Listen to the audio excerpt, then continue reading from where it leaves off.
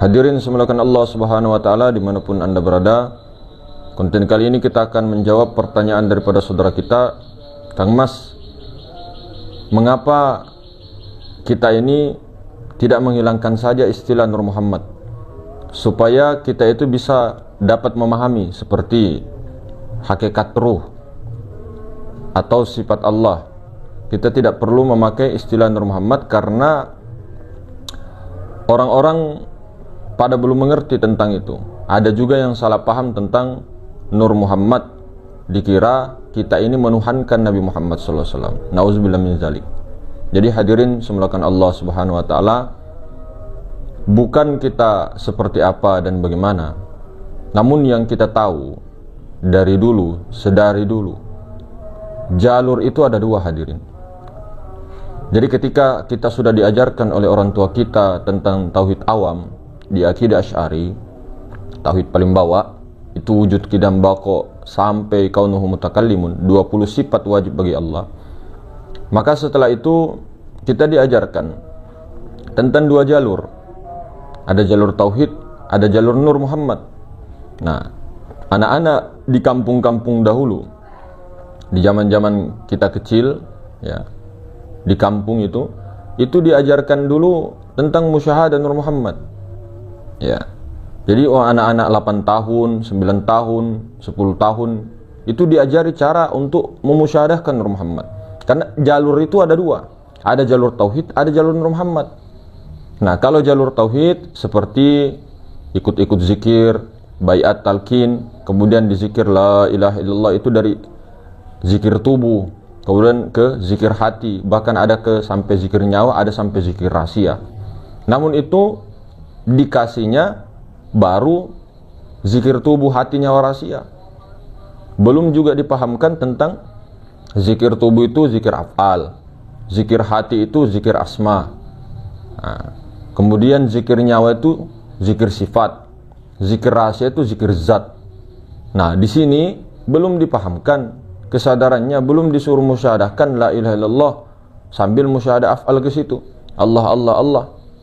Nah, atau paling tidak biasanya para mursyid ataupun badal mursyid mengatakan dua jari di bawah susu kiri, pandang di situ ada asma Allah. Nah, itu zikir asma. Nah, itu jalur tauhid. Nah, kalau jalur Nur Muhammad tidak akan bisa dihilangkan. Nah, tidak akan bisa kita hilangkan istilah Nur Muhammad itu sampai kapanpun, sampai akhir zaman pun tidak akan habis istilah Nur Muhammad. Jadi kita yang ketinggalan. Nah, kita yang ketinggalan.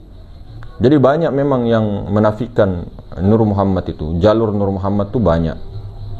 Nah, tapi tidak apa-apa.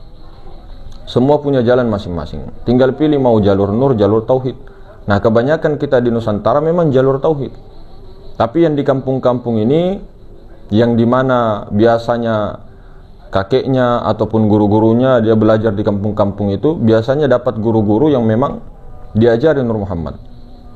Nah, kalau di kampung kita memang rata-rata sepupu, kakek, om, semuanya itu sejak kecil memang selalu mempahamkan tentang Nur Muhammad. Nah, jadi sebelum kepada Allah Subhanahu wa taala, ya, ke Maharuang itu lebur ke situ. Jadi leburkan dulu diri, kita disuruh musyahadahkan dulu kemana-mana itu Nur Muhammad.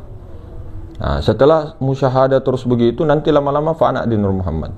Jadi ketika makan, nah, yang dimakan Nur Muhammad, yang makan Nur Muhammad, yang melihat Nur Muhammad, yang mendengar Nur Muhammad, selalu dilatih begitu.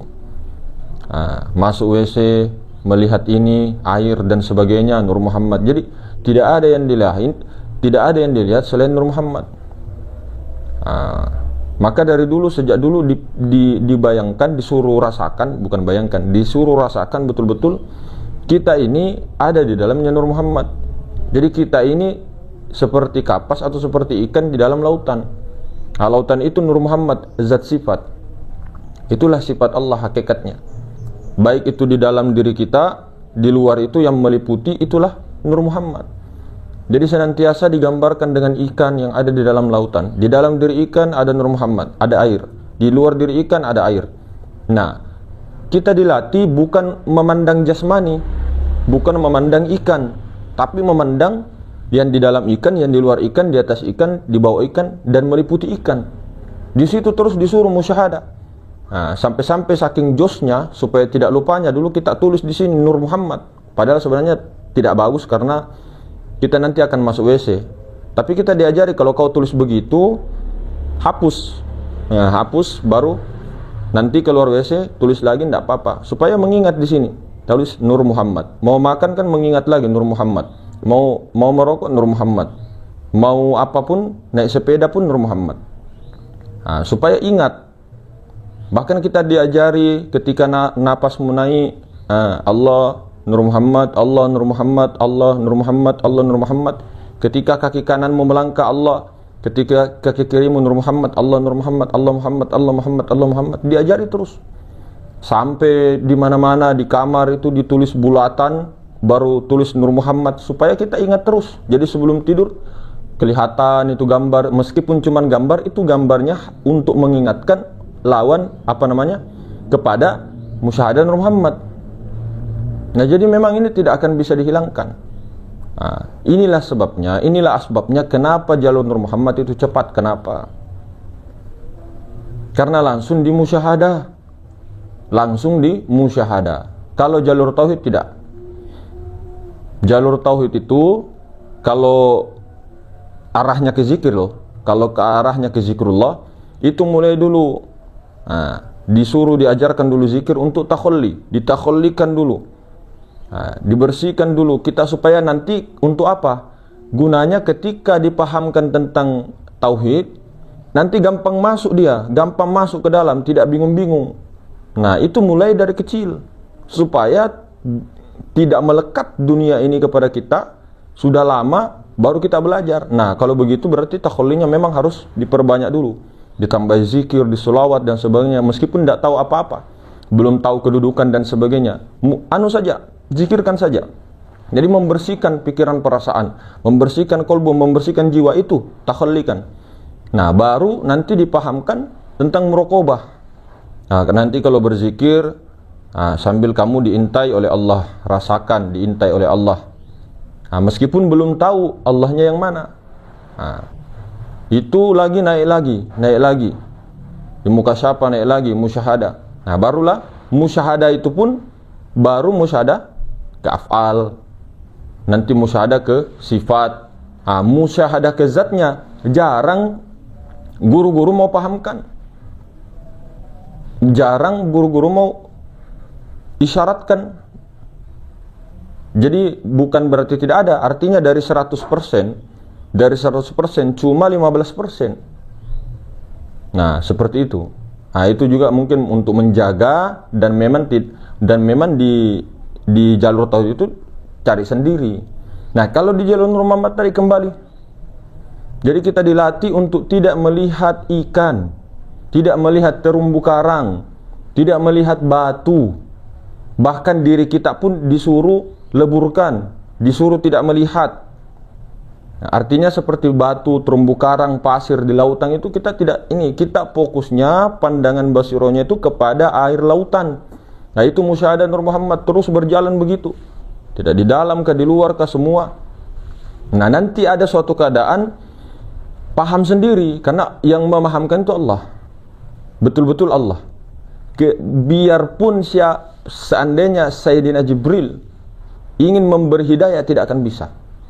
Bahkan kita tahu sejarahnya, Allah Subhanahu wa taala berkata kepada Nabi kita Muhammad SAW, tidak ada yang mampu memberi hidayah, petunjuk, sekalipun itu keluargamu sendiri, hanya aku yang memberi petunjuk, hanya Allah.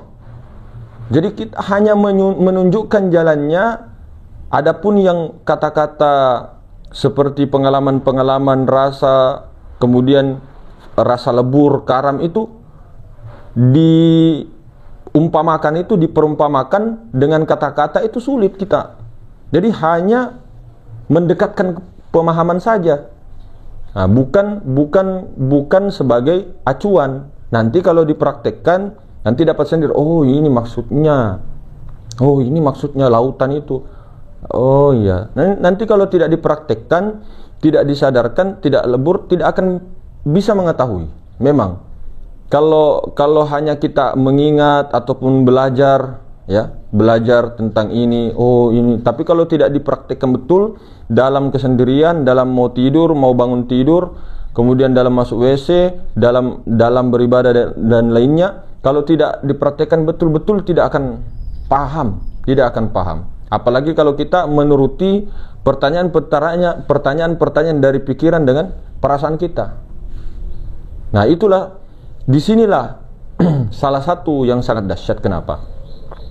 Tidak ada yang betul-betul sampai kepada Allah selain Nur Muhammad. Nur Muhammad di sini bukan Nabi Muhammad. Yang Nur Muhammad di sini secara kebenaran mutlak, kebenaran tauhid. Sebenar-benarnya Nur Muhammad itu adalah sifatullah, sifatullah. Nah, disinilah banyak yang salah paham. Karena Nur Muhammad itu ada 3. Ada Muhammad secara syariat, yaitu Nabi kita, Nabi Muhammad SAW bin Sayyidina Abdullah. Ada secara tasawuf, Nabi Muhammad itu Abur Ruh. Kalau Nabi Adam, Abul Bashar, Abur Ruh, Abul Jasad. Kemudian Nabi Ibrahim, bapaknya Tauhid. Nah, di sini menurut ilmu tasawuf, karena awalu makhluk, yang pertama dijadikan adalah ruhnya baginda Nabi. Ini secara tasawuf. Nah, secara hakikat, Nur Muhammad yang dimaksud adalah di martabat wahda. Martabat wahda ini martabat qadim. Martabat wahda itu yang 7 martabat itu ahadiyah, wahda, wahidiyah. Nah, 3 martabat ini itu martabat qadim. Nah, martabat af'al itu mulai dari 4 sampai 7. Nah, di situ itu hakikat Muhammad. Ahmad Rasulullah itu qadim.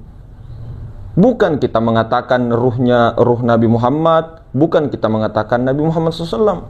Kalau ruhnya Nabi Muhammad itu martabat af'al. Kalau Nabi Muhammad SAW itu martabat insan. Jadi memang banyak istilah di dalam ilmu tasawuf. Contoh seperti innalillahi wa inna ilaihi raji'un. Taubat secara hakikat. Ini sama sebenarnya maknanya. Seperti liqa, wusul, mi'raj, itu sama semua. Sama seperti solat daim. Padahal solat daim ini sama dengan musyahadah, terhubungnya, menyaksikan. Nah, wukuf di Arafah, musyahadah juga. Syahadat juga. Nah, makanya inti pertama rukun Islam itu syahadat, penyaksian. Nah, disitulah kita artinya begini. Anak-anak kita yang belum paham atau terlalu licin di jalur tauhid, kita ini kan dulu seperti ikan di dalam lautan. Musyahadahkan itu Nur Muhammad mulai sejak umur 8 tahun kah, 9 tahun, 7 bahkan 7. Yang penting sudah bisa membedakan baik buruk. Tidak usah dulu terlalu berat. Artinya ini tidak berat. Gambarkan ikan di dalam lautan, baru pahamkan sedikit-sedikit. Nah, dimanapun kamu jangan terlepas dari Nur Muhammad. Di tempat tidurmu kah, main istirahat kah, main game kah, apa, dan semuanya itu jangan lepas dari Nur Muhammad. Nah, baik itu di depanmu, di belakangmu, pada dirimu. Nah, itu dimusyahadakan sampai nanti Allah Subhanahu wa taala memahamkan anak kita. Siapa tahu di umur 10 tahun sudah fana Nur Muhammad. Kalau sudah fana Nur Muhammad, alhamdulillah. Jadi sebelum 14 tahun, kalau sudah fana Nur Muhammad, alhamdulillah. Karena kalau orang yang sudah fana di Nur Muhammad, itu baru mengucap syahadat, asyhadu an la ilaha illallah. Karena kalau kitanya belum meskipun tahu syahadat tauhid, tahu maha ruang, syahadat Rasul, tahu Nur Muhammad, menyaksikan, namun ketika kita bersyahadat asyhadu an la ilaha illallah, kita di situ bukan kedudukan Nur Muhammad. Mohon maaf, sangka-sangka. Karena kita di situ harus panakkan kita dulu, mutu qabla anta mutu dulu. Leburkan dulu kitanya di situ. Makanya latihannya dari kecil. Dari umur 7 tahun, 8 tahun, pas 14 tahun sudah fana Nur Muhammad. Baru sebelum bersyahadat ajarilah ke maha ruang. Nah, kalau sudah fana Nur Muhammad, naik lagi. Bagaimana musyahadahkan maha ruang? Kemana-mana, musyahadahkan kemana-mana. Sampai fana di situ. Nah, baru ketika sudah agak dewasa, masukkanlah ke tingkatan yang tertinggi, yaitu thariqah. Zikir-zikir, baiat, talqin, nah begitu. Jadi Toriko ini tingkatan tertinggi karena amal ma'rifat itu di tarekat, di toriko. Harusnya itu awaluddin ma'rifatullah, baru tauhid hakikat, memahamkan mana qadim mana muhaddas, baru berjalan ke tarekat amaliyah. Tarekat itu apa? Syariat yang dipraktekkan, itulah tarekat. Jadi ketika berzikir, ketika bersalawat tidak hampa begitu. Paham. Itulah tadi dari kecil diajari anak musyahadah tentang Nur Muhammad. Supaya nanti ketika ini tidak keakuannya itu keakuan Nur Muhammad. Itu dulu pelan-pelan. Nanti berjalan. Jadi memang hadirin semulakan, sampai kapanpun tidak akan bisa dihilangi Nur Muhammad. Siapapun tidak akan bisa ditangkis. Artinya bukan ini, maksudnya tidak bisa ditangkis itu tidak akan pernah pudar ajaran atau tarekat Nur Muhammad. Nur Muhammad. Bahkan rata-rata di kitabnya Syekh Yusuf Al-Makassari, itu 2-3 kitab kita pernah lihat ya. Itu mengatakan ini jalur Thariqatul Muhammadiyah. Bahkan semua tarekat itu jalurnya tarekat Muhammadiyah. Semua bersumber dari Nabi Muhammad SAW. Semua bersumber ke beliau. Meskipun nama torikohnya ini. Sebenarnya begini. Kenapa bisa ada nama-nama begitu? Ada toriko Sazili, toriko Qadiriyah, toriko Naqsabandi dan sebagainya. Itu yang kasih nama itu apakah Syekh Muhammad Bahuddin An-Naqsabandi, apakah Syekh Abu Yazid Al-Bustami atau Ifuri, apakah Sayyidina Abu Bakar? Bukan. Yang memberi nama itu adalah pengikut beliau setelah beliau meninggal. Karena untuk mengingatkan bahwa metode ini diracik oleh Syekh Muhammad Bahuddin An-Naqsabandi. Metode ini diracik oleh Syekh Imam Asy-Syadzili. Bukan Syekh Imam Asy-Syadzili, Syekh Muhammad Bahuddin An-Naqsabandi yang memberi nama Thariqah Naqsabandi, bukan. Itu perlu dipahami juga.